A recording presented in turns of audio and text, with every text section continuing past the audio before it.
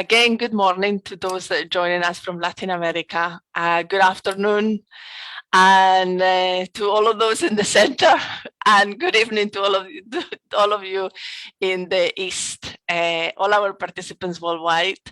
First of all, please know that your microphones have been muted, and we'll keep them that way during the duration of the transmission, and this will help keep things a little bit clearer. We will be streaming this event in our Facebook Live, and also we will be publishing it later on in our YouTube channel, where you can also follow our past and our future activities. At the end of the panelist presentations, then we'll be taking some questions from the audience. So feel free to write either through our Facebook or through our chat here in the Zoom room. And we will try to get to your questions, or at least as many as we possibly can. So my name is Nuria Levy, and I am a Program Director of Innovation and Entrepreneurship courses here at the Golda Meir Mashav Carmel Training Center. And with me today is my colleague, Yehuda Michael. He's also a Program Director of Innovation and Social Media. So today we bring you Salul, experts to discuss the state of our environment on the occasion of World Environment Day, which took place actually just yesterday. But as it was a holiday here in Israel, MCTC is actually celebrating today. So the theme of this year's World Environment Day is Only One Earth, focusing on the need to live sustainably in harmony with nature. It highlights the fragility of the planet and is designed to reinforce the idea that the Earth is humanity's only home. The theme echoes the 1972 United Nations Conference on the Human Environment, a landmark summit that led to the creation of both UNEP and the World Environment Day. Tens of millions of people around the world joined global conversations on social media demanding urgent action to conserve and restore the environment. Tens of thousands organized their own activities, including the planting of millions of trees, cleaning trash, and taking action to highlight that there is only one Earth. MCTC Director Sarah Wilner has also joined us today to expand on the work that MCTC does on this topic. Sarah, the mic is all yours. Thank you, Nuria, and thank you everyone for joining us from all over the world. Thank you for joining us on Zoom as well as on Facebook Live. We're very happy to see you. My name is Sarah. I'm director of the Mashav Carmel Training Center. We are a center of Mashav, which is Israel's Agency for International Development Cooperation under the Ministry of Foreign Affairs here in Israel. And our center was started by Golda Meir in 1961. The goal of the center was gender equality and women's empowerment. And we have many training courses that we do here at our center, as well as abroad. And within that very broad topic, we have a course that we do in cooperation with UN Environment and UN Habitat. It's called Sustainable Development, Leadership, Gender, and the Environment. And this is a course that we're very proud of, that we try to hold every year. And for all those who are interested, please look at our website for more information. We'd be very happy to have you apply to this course. I'd like to give a very, very big thank you to Nuria and Yehuda for organizing this important day in honor of the World Environment Day. And a very big thank you to the organization Salul. I'm very excited to hear about all the important work that you're doing here and to be inspired. And as Nuria said, we have only one Earth, one planet. There is no planet B, and it's so important. Thank you very much, everyone, for joining us today. Thank you so much, Sarah. So we're going to play a little short video that UNEP actually prepared for World Environment Day, and then gladly introduce you to our panelists.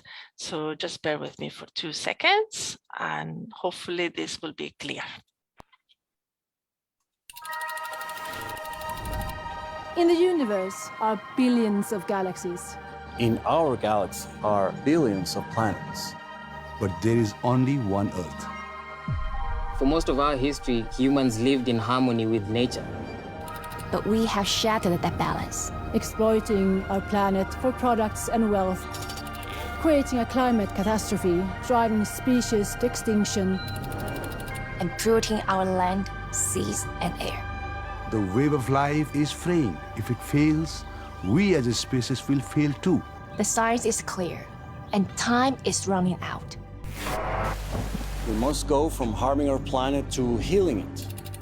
We must protect what we have and bring back what we lost to advance to a more sustainable future where everyone can thrive.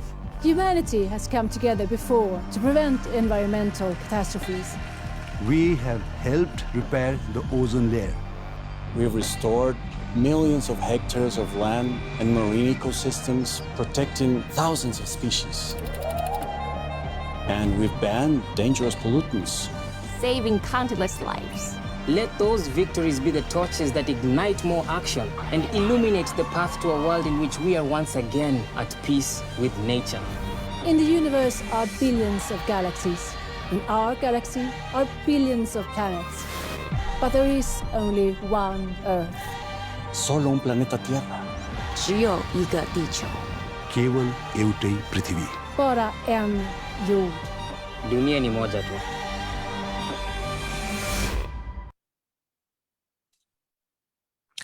So that was a very telling story from UNEP. And now I will introduce you to our lovely panelists.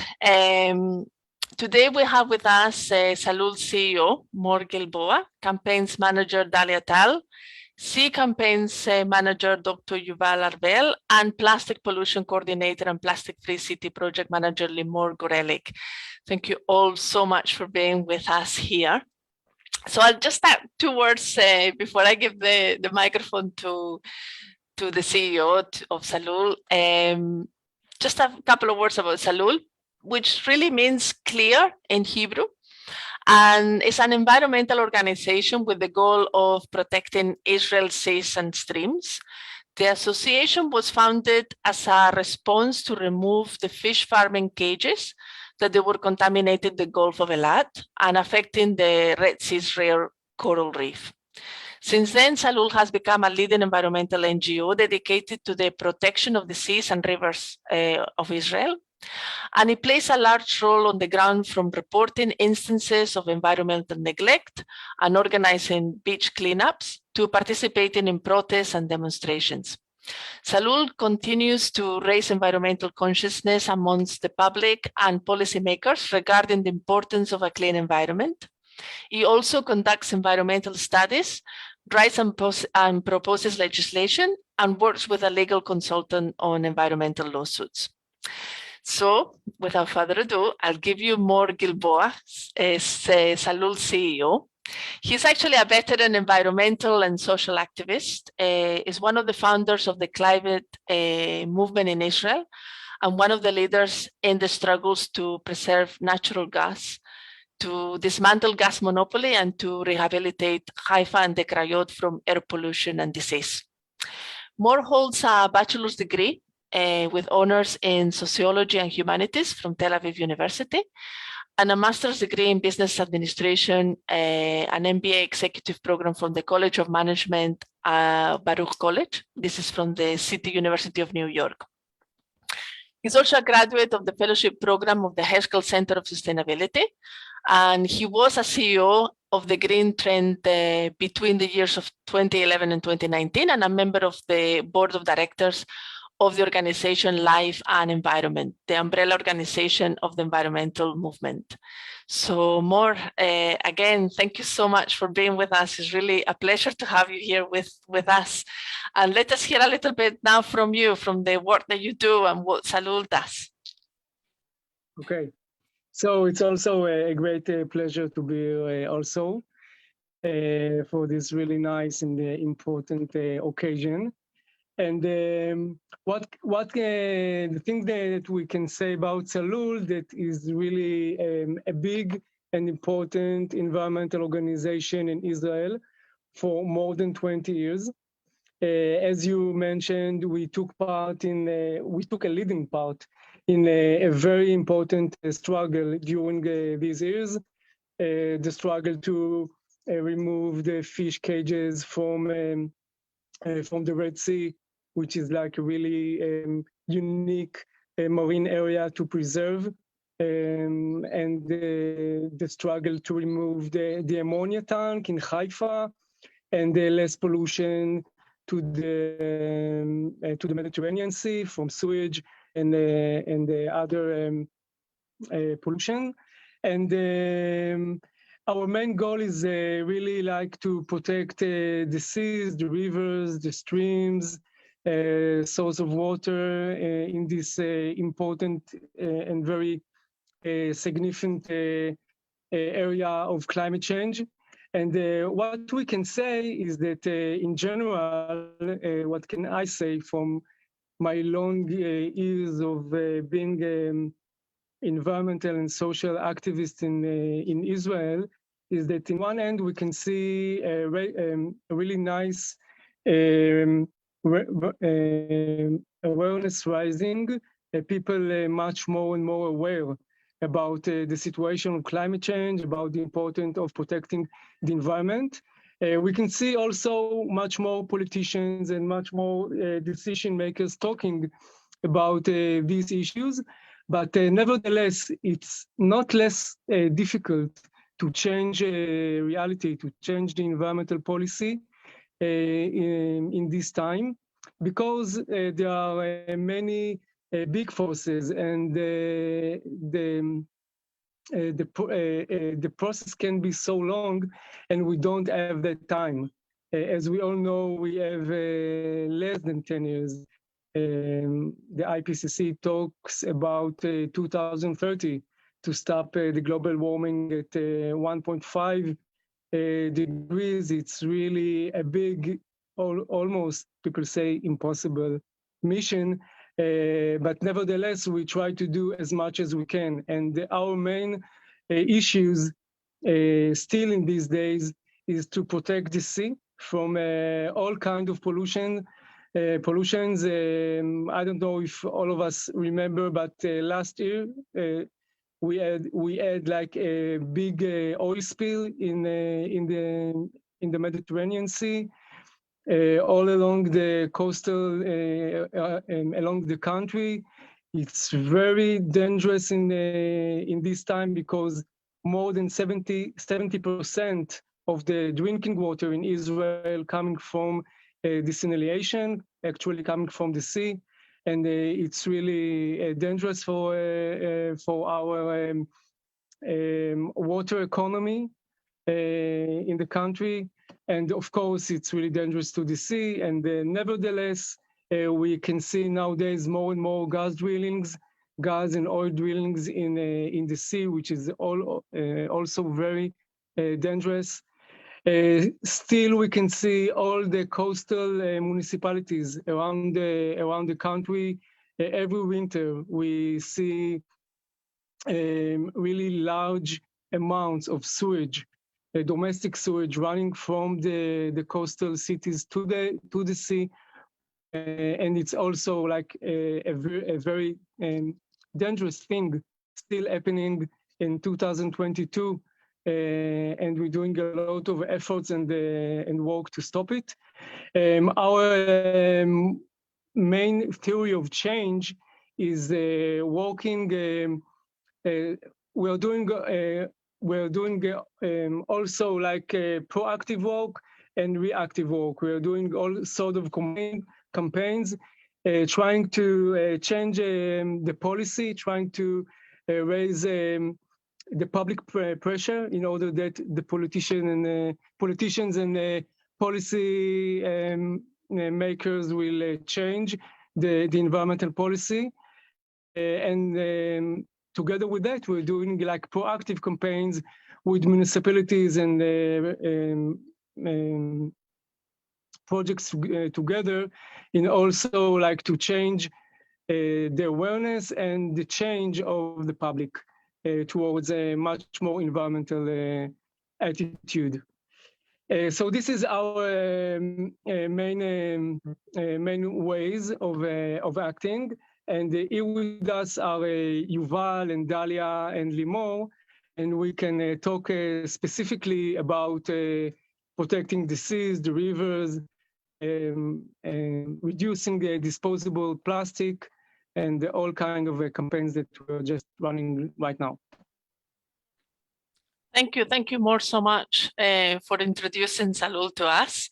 I will now introduce you to Yuval, to actually Dr. Yuval Arvel. He's the C Campaigns Manager for Salul, and he has more than 20 years experience in NGOs in the field of sustainable development, climate change policies, environmental peace building, science education, and integration of environmental management in the Mediterranean basin. Dr. Arvel holds a BSc in biology, an MA in geography from the Hebrew University, and a PhD in physical geography from the Haifa University. In his previous position as the Protecting Groundwater Project Director, Dr. Arvel developed a program to mitigate groundwater hazards in 30 municipalities in the Mediterranean basin.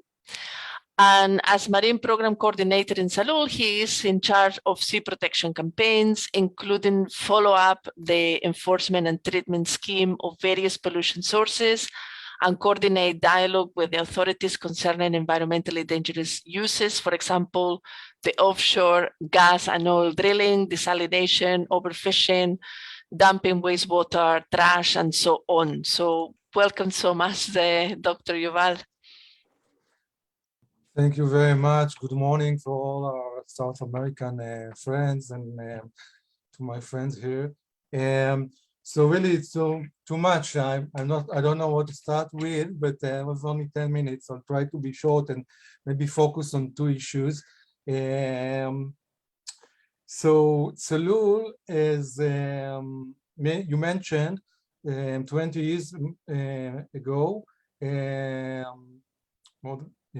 started with the Gulf of Aqaba, Gulf of Eilat, with the risk to the marine to the marine life, and especially to the coral reef, very unique coral reef. So maybe I will start with this, and I'll share you with a small presentation. How do I share here? I should go to. If you move your mouse at the bottom, you should say share screen in green. Sure, I should see it. Okay. Do you see it?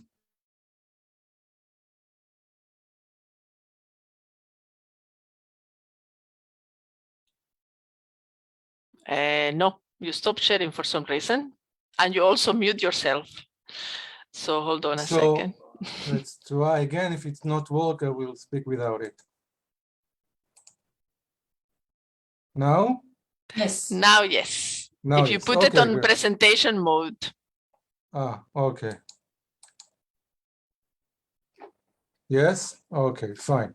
So this is just a glimpse to see the richness, the color of the coral reef. And coral reef are, you could say, like the rainforest of the world, okay? And in aspect of the richness, of diversity, and also by the importance by cleaning the seas and diverse biology actually we create also all sorts of material, also pharmacological importance material. And so it's important to protect it also because we want to protect, what's, as UNEP said, we have only one world, one species from each kind, okay? If we lose a species, we cannot reinvent it. Jurassic Park, it's still only a movie. It's not in our capability to redo, okay? Every species that is lost forever, as we know.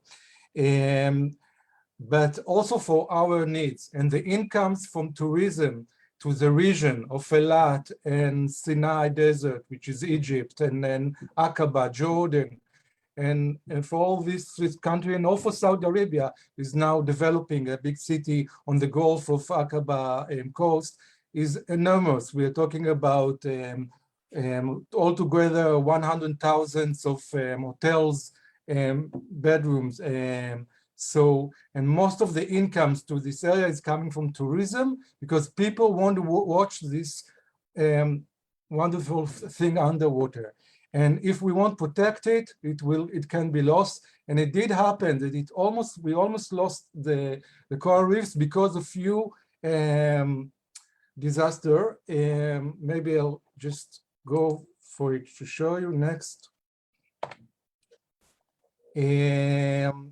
But before that, just why they are so important. They're so important also because of the climate change and warming of the seas. As maybe part of you know, the coral reef of the world are going through bleaching, which meaning the corals become white, and actually after a few weeks without the algae inside the coral, it won't survive, and the reef is dead. And today, more than 50% of the coral reef of the world are already bleached, and big percentage of them are lost. And if the seas will continue to temperature will continue to rise, we will lose almost all the coral reef of the world. And this why, and what's important to know, that the Gulf of Aqaba, actually the north part of the Red Sea, is very unique because the coral reefs here have specific resilience to the temperature rise. So they can suffer or can maintain, flourish even in 5 or 6% temperature, Celsius degrees temperature above the average in this area. Meaning that maybe one day the coral reefs over here could be the coral reef that will save or be a shelter for coral reef for corals from all over the world. There are a few risks for this coral reef. One of them is a new agreement to ship oil from Persian Gulf through Eilat, but I won't go too much through it. But I can show you shortly, and you can see in this slide that the plan is that ships that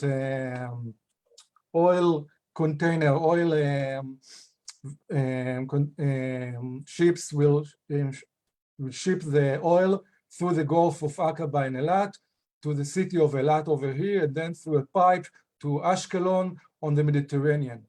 And then this will bypass actually the canal of Suez.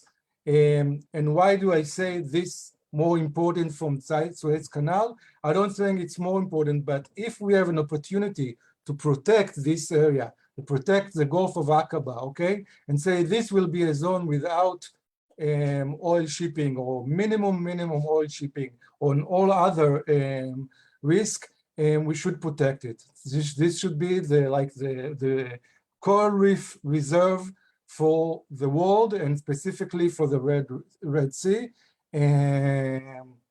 So this is our main campaign in the last 2 years, how we try to stop this agreement. Till now, we succeeded to block it through a court decision. It's not final yet, but it's blocking it. And we hope it will be a final decision to block the shipping of the oil through this Gulf. And because if only 1% of oil from a big oil ship will spill to the sea, the disaster will be enormous, and it could be spread into dozens of square kilometers along the coast, and actually destroy a lot of the coral reefs over here.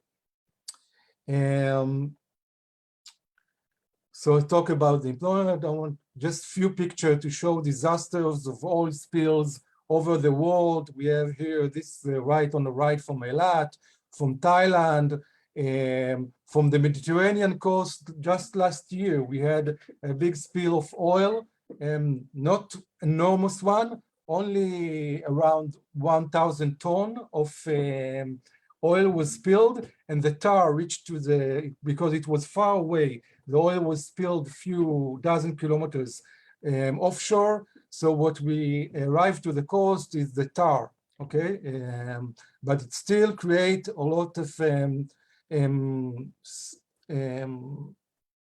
pollution, and to clean it took months of work of hundreds of volunteers. And until today, we could find some spots of tar that we couldn't clean. And it will take years to clean that we can say the beach is actually clean from the disaster. And disasters are like this happening all over the world every year. And so not as often as it used to be. We can say that the shipping procedure and protocols are much better than it used to be, but we still have 1 or 2 or 3 disasters like this every year over the world. Just last year, I remember in Peru, and the year before that in Brazil. I'm talking South America, but was also not far away from us, in Syria last 2 years ago, in Spain, in France. So there is no country in the United States and in California. So it could happen anywhere, everywhere. We shipping oils, all kind of oils and fuels. We can have such a disaster, and this is why we should be prepared. And one of the main things that we do, that Israel will have a good contingency plan, a good response plan, that we have all the equipment and all the staff and also volunteers that will be prepared before, that in the day of event, we could minimize the effect. We cannot, of course we want to prevent it but if we cannot prevent all the oil shipping and we still need some fuels, so we need to be prepared. And this is what we are doing now. We are pressing hard on the government in order to be more prepared. And the Ministry of Treasury, as you probably know, in every place is very tight on the treasurer, is not releasing the money we need for the equipment and for the staff that will be reserved, for this kind of, so this is one issue. And then we'll finish the Aqaba and Gulf of Eilat with a picture. You can see here the Gulf of Eilat with 2 big oil tanker over here. No, actually it's not oil tanker, it's different ships. But you can see here, there are different kind of oil pollution sources or risk, okay? And the threats to the Gulf of Aqaba, and the same threats are also in every sea, but particularly in Gulf of Aqaba are more dangerous are the sewage spills that come sometimes with runoff from the city. So you probably know that runoff or the drainage, okay, which comes from surplus of rain, they're not supposed to be mixed with sewage. Sewage is a different system in all developed countries today. They are going in different pipes. But in some occasion, for some, I won't get into technical details, but too many occasions we find sewage in the drainers, in the drains that drains to the seas, and then the sewage is being discharged and polluting the sea, and this can create a major catastrophe in small lakes, and also in lakes, but also in closed Gulf, okay? Or even they are not totally closed, but the turnover of water through the Gulf is slow. Then we have concentration of nutrients, and what happened, we have eutrophication, which meaning there are too many nutrients and we have too many algae, and actually we're suffocating the ecosystem, become suffocated with algae, which in night create anoxis, not enough oxygen, and actually also blocking the light and the coral reef, for example, they need the clearness of the water. Okay, our name Clear Tzalul is from that. We need the clear water because the coral reef won't survive without clear water. And this is the, so there are also, of course, other pollution sources but I think regarding the plastic, Limor will speak after me. So I think I spoke about most of the thing, and I will stop sharing now. I'll leave the question to you later, because I spoke about the Gulf of Aqaba, but the subject that I was talking about are true also to the Gulf of, not the Gulf, to the Mediterranean Sea. And maybe I'll just mention, regarding, we have more and more drilling and floating production of gas and oil production in the Mediterranean Sea. 20 years ago, Israel discovered gas in the coastal water and in the economic zone of Israel, and we're producing more than we need. We're exporting oil and gas, not oil, but gas to natural gas or methane to our neighbors, Egypt and Jordan, which is important to us and to them, but only as a transition to more sustainable energy, to renewables. We have a lot of sun here, and we have to learn more and to do more and to move into sustainable and renewable energies. But in the meantime, we are using the gas. And how long this time will happen, it's also our responsibility, how we, in all sorts of policy. We should start with, forgot just for a second the word, okay, how much we consume, because all the time people think how we can produce and supply without a pollution. But sometimes the production itself create a pollution or create an impact, and we're taking the sources, okay? And if we want to protect the sources and we understand there is not enough, okay, water for everyone in there, okay? So before we move, okay, to desalination, we have to talk with the consumer and to explain them, and also use some economic tools in order to manage the consumption. So we can use economic tools in order the people will consume what they need and not extra. When we consume more than actually the planet can give us, if we're talking about the natural resources, we have to start with management of consumption, and this should be the main tool we are using, and then we can continue to protect from the production itself, but we can pollute less.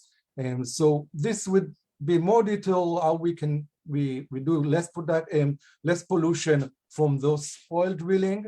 And I will just mention that Tzalul is part of Israeli committee, intergovernmental committee for discharge permit. There are few factories and like desalination plants that they don't have any other option, like the option of treating the brines from the is not optimum, right? It's better to discharge the brines back because it's actually seawater that we just going back to the sea, okay? But the brine is the way how we disperse them in the sea, and in what location, and the different issues that they are very technical, and this is why we have to hold in our organization all the expertise that we need in order to be part of this committee and to make the best solution in order to minimize the pollution our activities create. And this will be all for now. Thank you. Thank you, Dr. Yuval. Very interesting to hear your perspective, and we certainly take on board a lot of the things you've mentioned. And to that effect, it brings us to to the campaigns manager, Dalia Tal. She joined Salul in 2009. She holds a BA degree in History and Political Science and a bachelor degree from the Rikante Department of the Tel Aviv University. She worked for many years as a journalist dealing with environmental, real estate, and infrastructure topics at Globes newspaper and Yedod Media. Dalia received an award for her work as environmental journalist, the Pratt Award. She also was rewarded as an official beach cleanup certificate from the Ministry of Environment for her contribution of cleaning Nahariya's beaches, one of the beaches not too far from Haifa. Dalia, it's so lovely to have you here with us. So tell us a little bit more about the campaigns. Okay, good morning, good afternoon, everybody. As Nuria mentioned, I was a journalist for many years, and then I decided to be an activist. So now I work with Salul. I am responsible of the Rivers campaign in Salul. As you all know, I'm sure you know, Israel is a very small country, and we are in the Middle East.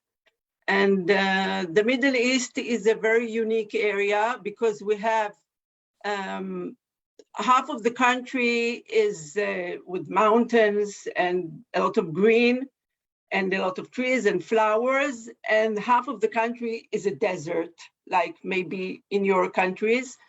So, and all of our rivers, because we have a very long summer and a very short winter, and not too much rain during the winter. Some year we have a lot of rain, some years we don't have rain. This year was okay, but we had many years that we didn't have enough rain.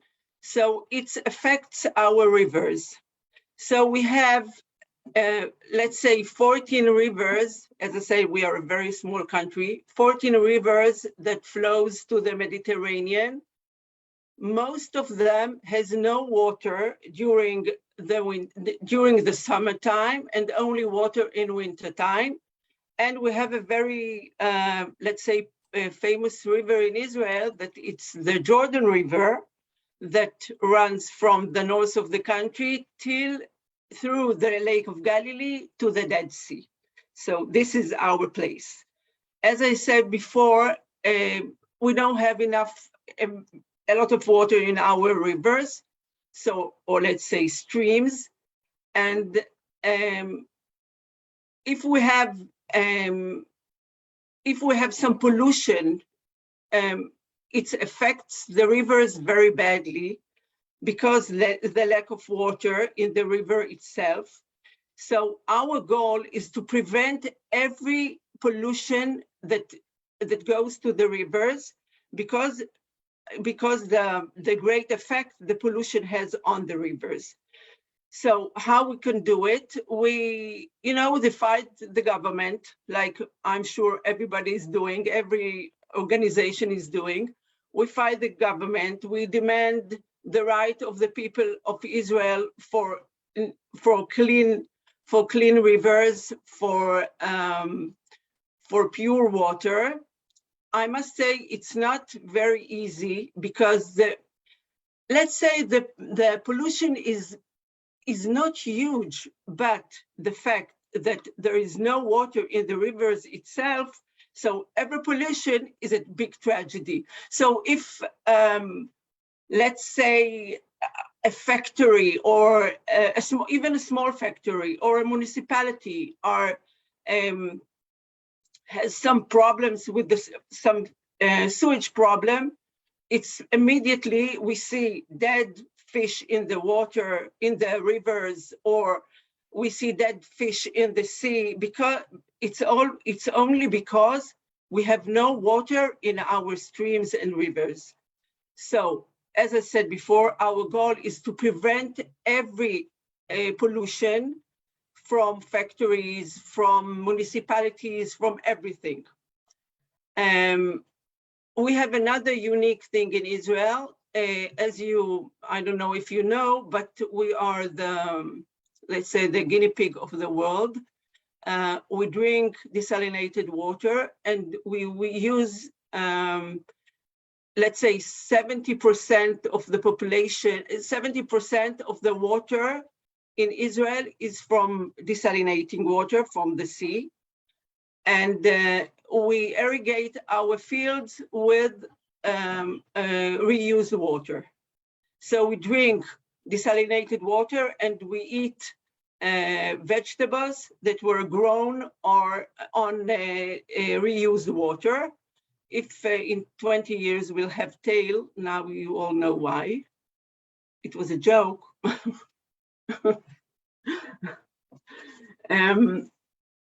Okay, it's a big challenge for the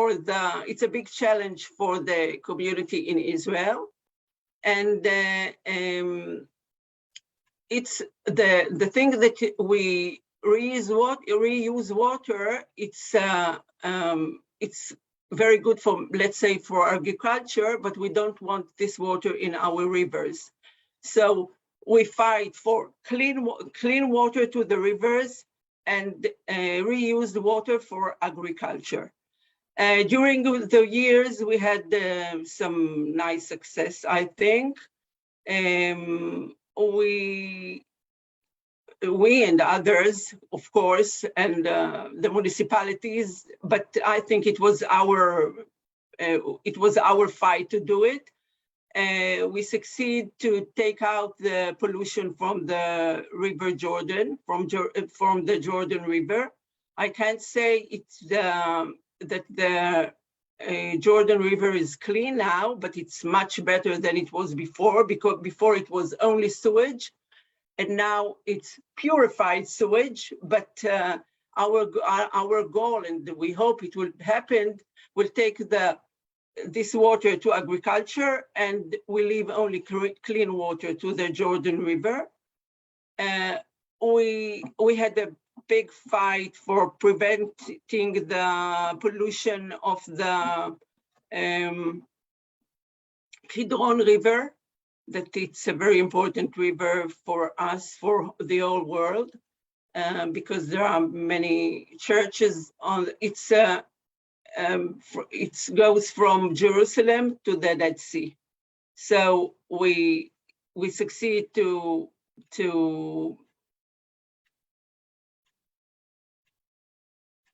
wait. I think we did a big fight for preventing this pollution, and now the water is going to irrigate the dates in the Jordan Valley, and for us again, it was a big achievement. We had another achievement with the fish ponds. I don't know if you know, but the fish ponds are creating a lot of pollution, especially because the fish ponds are using the river water, and then they have a lot of pollution. So we succeed to create a reform that these fish ponds will be much, let's say, environmental. And we are doing it now with the olive manufacturers that they are, we have, when you produce olive oil, you have a lot of trash and bad acids. So now we are trying to prevent this too. And as I said, it's a long war against the pollution. The situation in Israel now is much better than, let's say, 15 years ago, or 40 years ago, or even 10 years ago.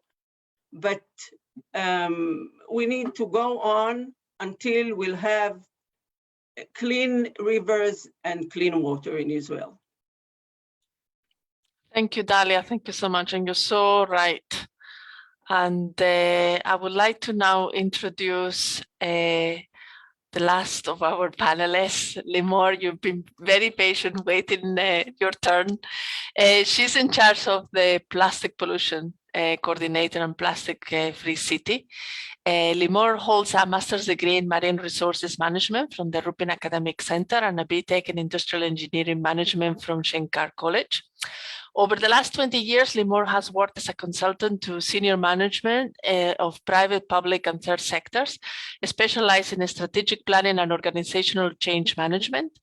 During this year, she has accumulated extensive experience in project management, leading processes, improvement streaming organizational structures, and adjusting information system to support business processes. Before joining Salul, she was a partner at Rubicon Human Solutions in charge of development and organizational consulting. She served for many years as a senior consultant in the Ministry of Defense, and prior to that, she was a senior director of projects and processes department in Partner Communications. So it's really lovely to meet you, Limor. Thank you so much for being with us. And we want to hear all about what's going on with these plastics. So thank you for inviting us. And as you said, Nuria, I'm the Plastic Pollution Coordinator and Plastic Free City Project Manager in Salul. And in the last 2 years, I also managed Salul in Businesses, which is our advisory unit that we accompany organizations and municipalities with our 50 Shades of Green program. I will tell about it more in a few minutes. And as you all know, plastic is one of the best inventions in the century while using it right. But plastic pollution is one of our biggest problems, threatening our health and life on our precious earth. It affects the food that we eat, the water that we drink. It hurts a tremendous number of animals each year, and it is connected directly to climate change. Among our various activities, which Mor, Yuval, and Dalia mentioned in Salul, Salul is also the leading NGO in Israel dealing with the issue of plastic pollution of the marine environment. Our innovative program, Plastic Free City, which Dalia wrote a few years ago, it started in the beginning of 2018 in collaboration with Herzliya municipality. Herzliya is a city lies along the beach. It is a groundbreaking initiative seeks to reduce the use of single-use plastics through changing the habits of various sectors such as local government, firms, businesses along the beach, schools, youth groups, and more. And in order to reduce the environmental pollution that this program aims to reduce the pollution that harms aquatic animals and plants, and also our health, human health, all caused by plastic waste. What we did in Herzliya, we seek for sustainable, innovative solutions and implementing them for the aim of encouraging the reduction of waste at source. It's a meaning that says we need to reduce the amounts of plastic that we buy, that we use, with an emphasis of single-use plastic. As a result of this program, this project, by now many individuals and firms have been impacted by the action through educational activities and guidance. Herzliya municipality itself reduced their plastic use in 1 year, in the first year of the project, by 30%. Most elementary and preschools in the city no longer use single-use plastic, and other local institutes have reported that they have reduced their use in disposable plastic. There's a lot to do in this field. It's not easy, but there are alternatives, and this is what we're trying to do. Not only in Herzliya, we finished this project in Herzliya, and many other municipalities and organizations contacted us and we are doing similar work in those places. And now I want to, in the last few minutes that I have, also to talk about a little bit the Tzalul in business, our activity there. As I told you, we have this program which called 50 Shades of Green, enables a progress through calculated and planned steps, focusing on a different segment of environmental activity each time, until we achieve full, we hope, sustainability with the organization that we accompany. We always say that environmental efficiency leads to economic streamlining and resource saving that leads to monetary savings, because we buy less, we use the things that we have with us in a smarter way, and the sustainable fields that we offer in our consultation are energetic efficiency processes, reduction, transportation, pollution emissions, and of course, handling waste management and optimizing the recycling processes, and also, of course, the reduction of the use of single-use plastic. We also deal with water. We do monitoring systems and installation water conservation measures. And we also deal with the greenhouse gas emissions in order to, of course, to achieve net zero in this field. And it impacts the corporate responsibility and the employee support activities that they can take to their homes and their families. So this is in a nutshell what we do in these two fields that I'm in charge. I think we have a few more minutes to have your questions, if you have, to all the... Yeah, we have been collecting a few actually. So, and thank you so much, all four of you, for talking about your amazing work. And I know I'm not speaking just for myself, but for many, many people, that we feel very distraught by seeing the images that we see on a daily basis of what's going on around the environment. And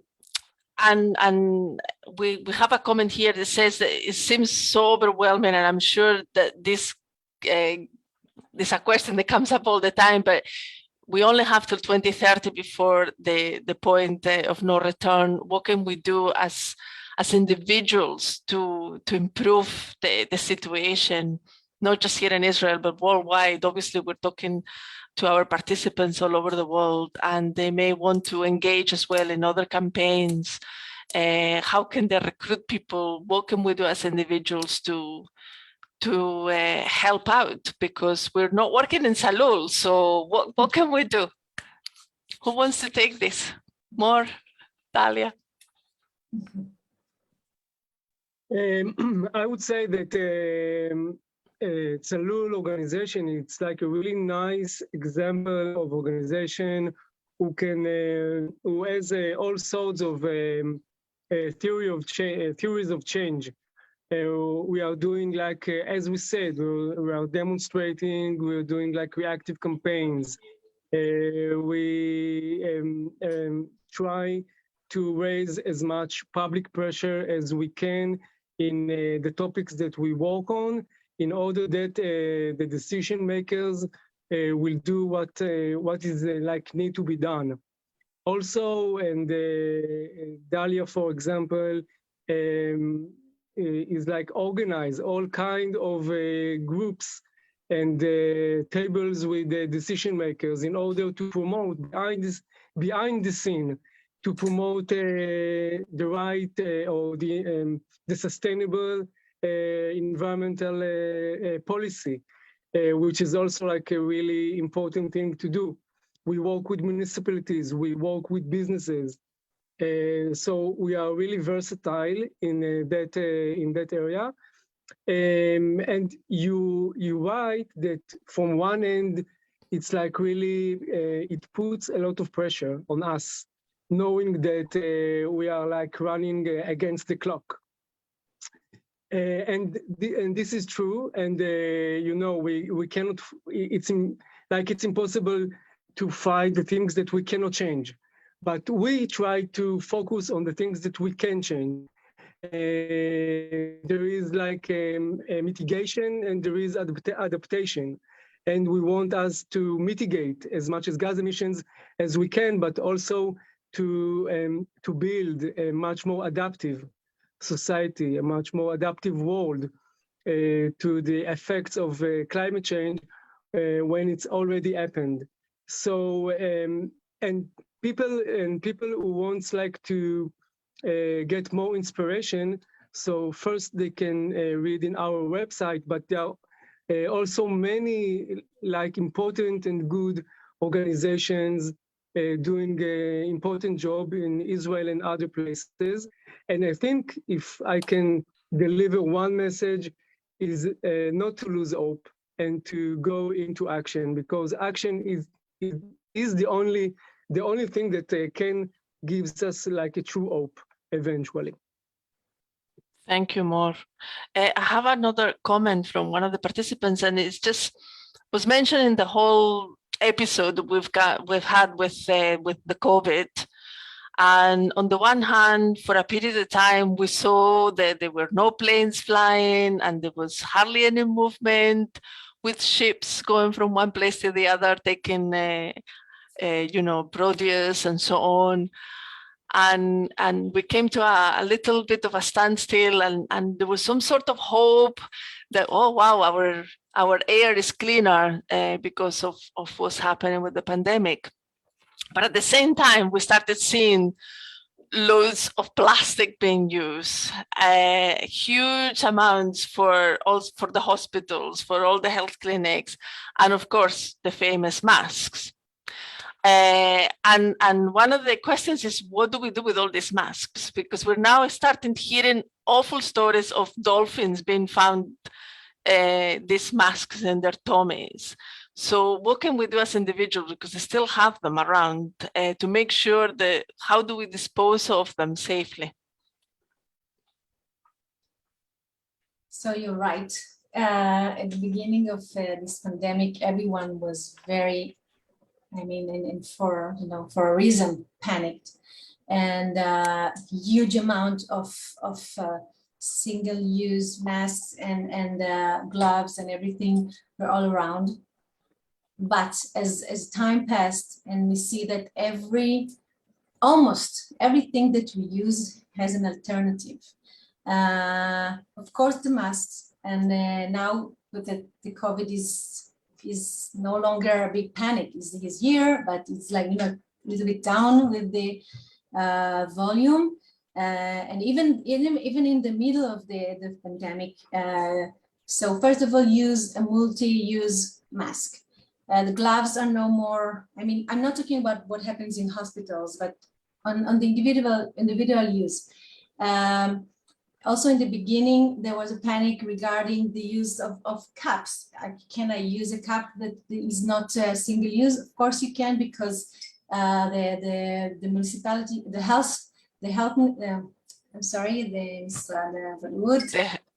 World Health Organization. Yes, said that it's okay to use a cup or a plate or everything is a thing that was washed with soap and water, and of course in a dishwasher in 70 degrees or whatever. And so slowly the panic has started to go down. And now we see the amounts of the numbers of the masks that we use in the beginning.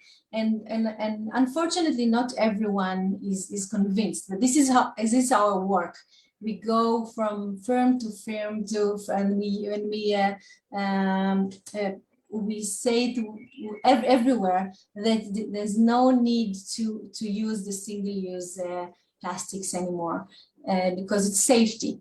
And I think it starts to go inside the people's mind.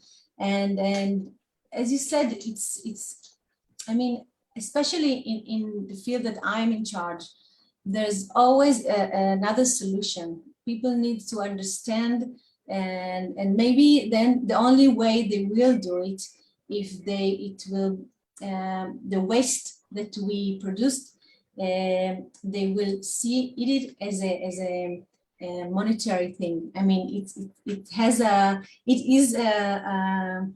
Homer Gelem. Raw material. Exactly. Don't have the privilege to just use and throw it away.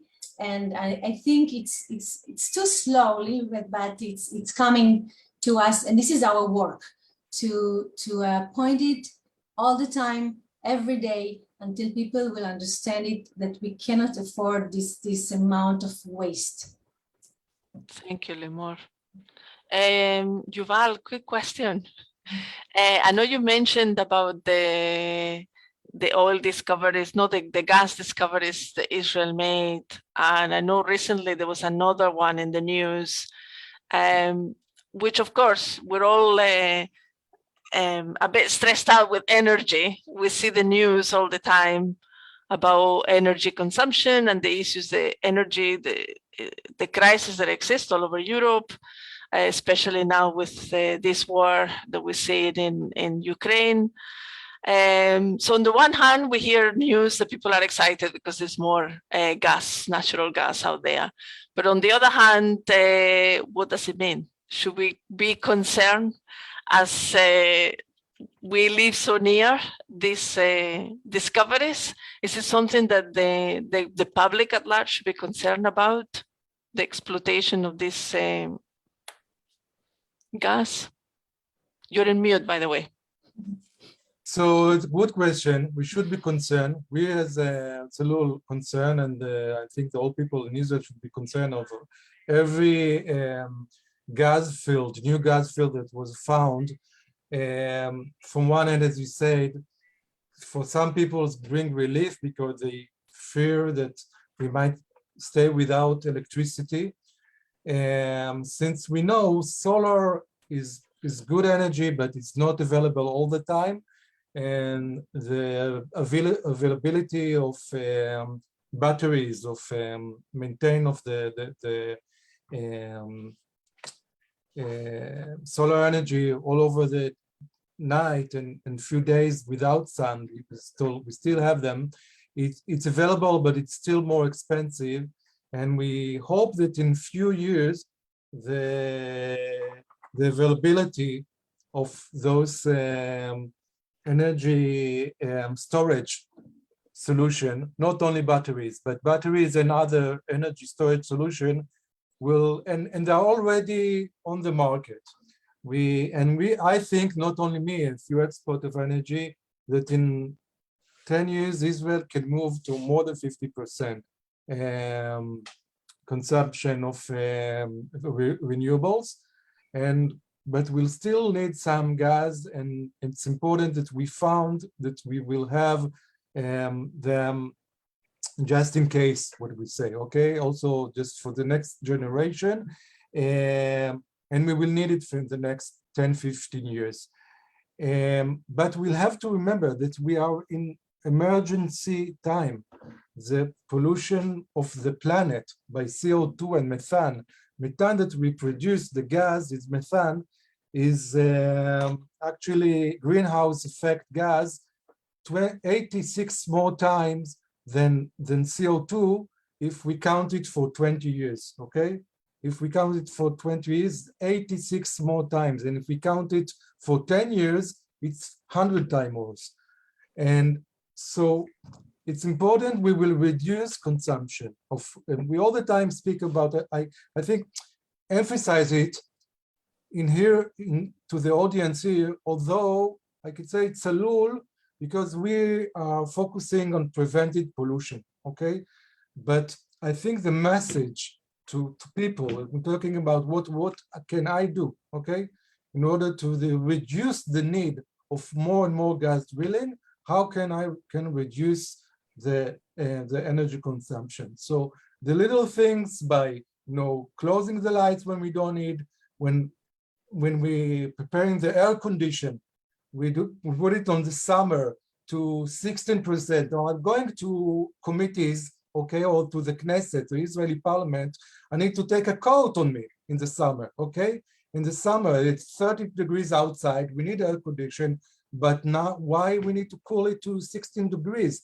So when there will be some consumption management, okay, and the people will understand that they will pay more for extra consumption. So if I use, for example, we have it in water in Israel. For the basic use, I will pay X. For more the basic use, for the extra use, the use that I don't need it actually, just don't pay attention for it, I will pay, it's a kind of a tax, but it's tax for that can subsidize actually even the use of energy for the people who don't have to pay even for the basic. We know now that energy price is going very, very high, and there are poor family in Israel that for them, the basic needs, it's too expensive. But if we have like different rates of prices for the consumption, which is basic, and the consumption is leisure and things that we are not really need, we can change the equation. We can reduce the consumption before production more. And I think this should be the answer to your concerns. Thank you so much, Yuval. Dalia, quick question, because I think the grown-ups have made a big of a mess of this planet. And I was wondering with the youth, do you find that there is more and more young getting involved in your campaigns, or not? That's the question. Do you see more and more kids wanting to take part and wanting to be heard, or there's more adults? What do you see in your campaigns? How do you see the response? I think children now can talk the language of environment. They know the story of plastic, most of them, because they learned about it in school. I think they know the story of oil, maybe, I'm not sure, but I think teachers in school are talking about it. We see more young people than before, and I'm sure if we'll do the right thing, it will, sorry. I'm sure that the situation is improving during the years, but not enough. I think parents at home needs to talk with their children about environmental issues, convince them not to buy so many plastic toys, or I know it's hard because, you know, we all have children and I have grandchildren too, but I know it's hard, but we need to do it. And this is our only chance in this world. You know what? Not to spoil food. Let's say that I always talk to my children or my grandchildren, don't spoil food. You know, they look at me like, what are you talking about? But, you know, it's like we say, we're starving in Africa. Now we need to say, we need to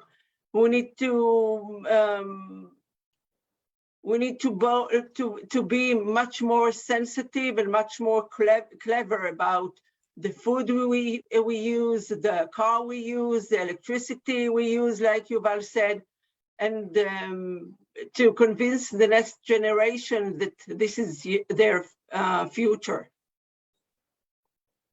Thank you, Dalia. Another question quickly, I know we're running out of time, but I wanted to ask another question that came through is how far do you think technology can actually help the situation? Because we've seen a lot of startups coming up with all sorts of ideas of how they can actually reduce pollution and so on. So do you see this as something that we need to invest more into it? Any of you?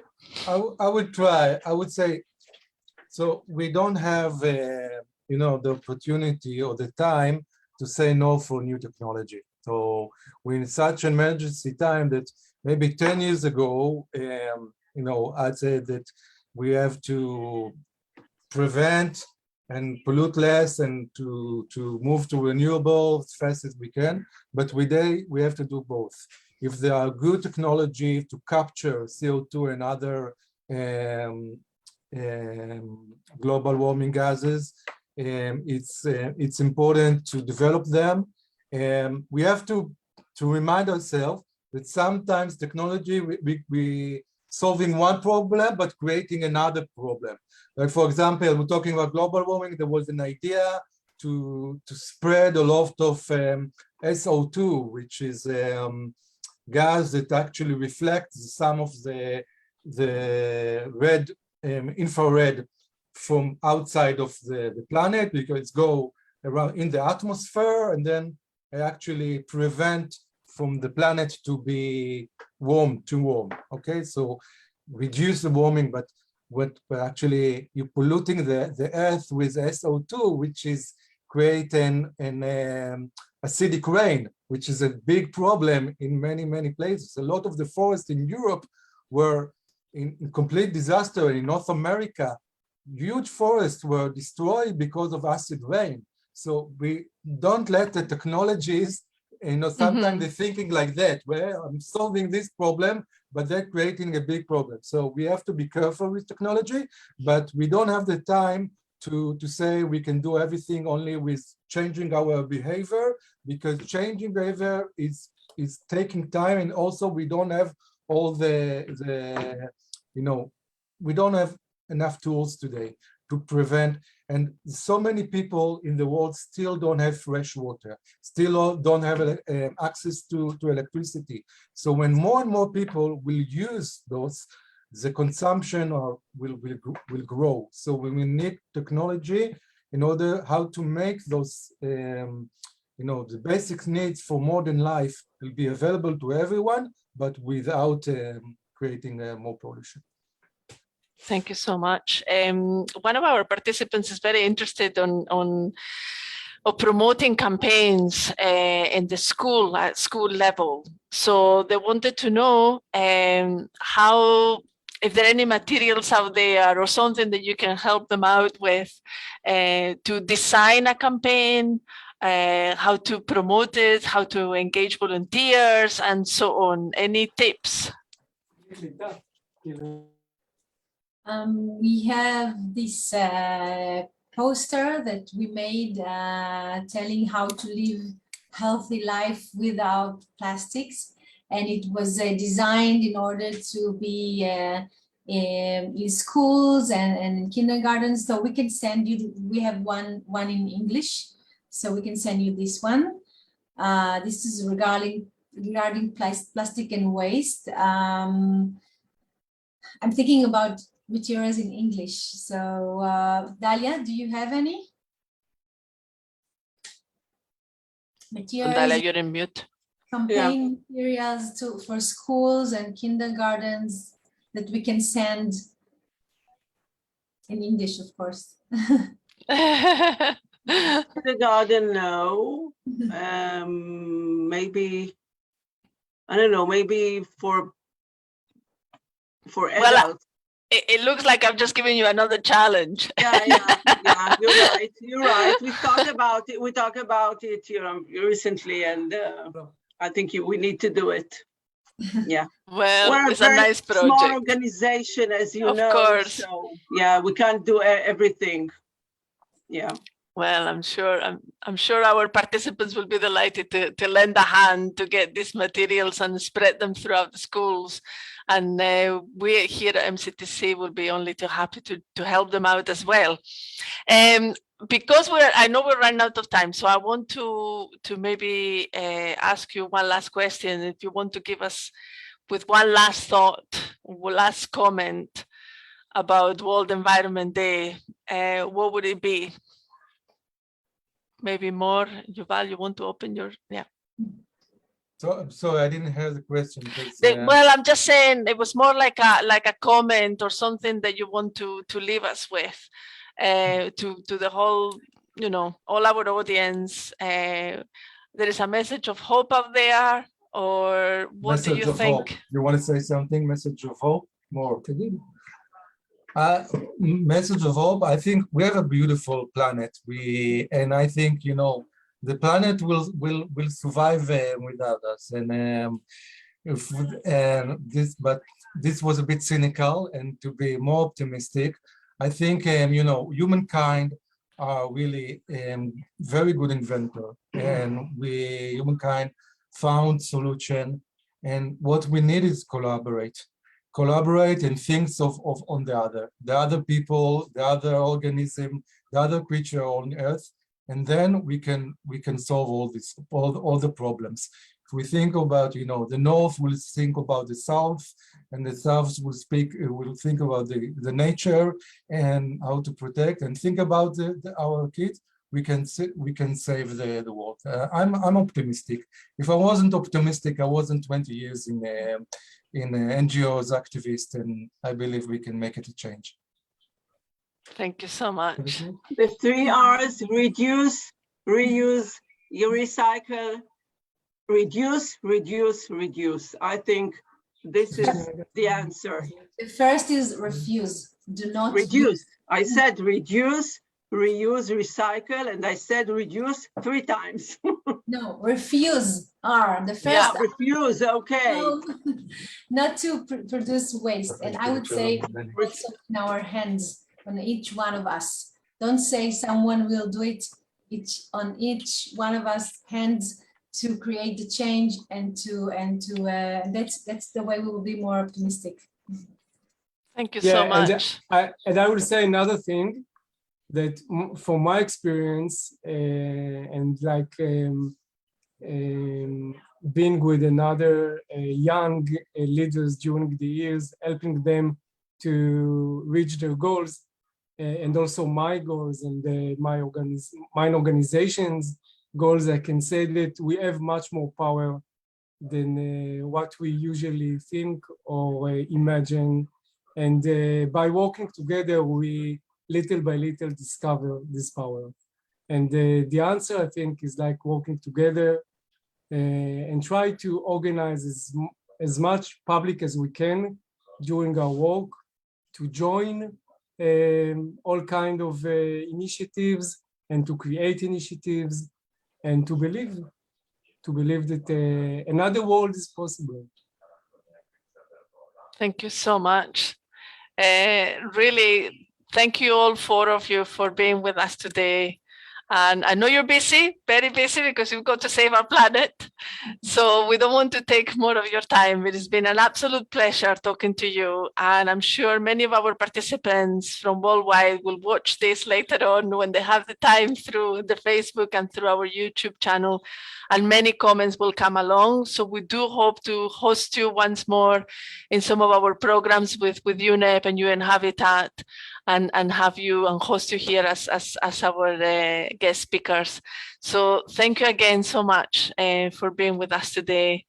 And you can visit our website. Of course, of course. .org.il. Thank you, Yuval. Sorry, more. I get confused because of the name there. So a pleasure to have you all with us. I hope it's been interesting, and we hope you answer some of your questions. And if not, we're always open to hear any further questions. You always have our email address here at MCTC. So get in touch, follow our social media, and follow Salul. And we'll be seeing you soon. All the best. Thank you so much. Very much. Bye bye. Bye, Noria. Thank you so much. Bye bye. Thank you. Bye-bye. Bye bye. Okay.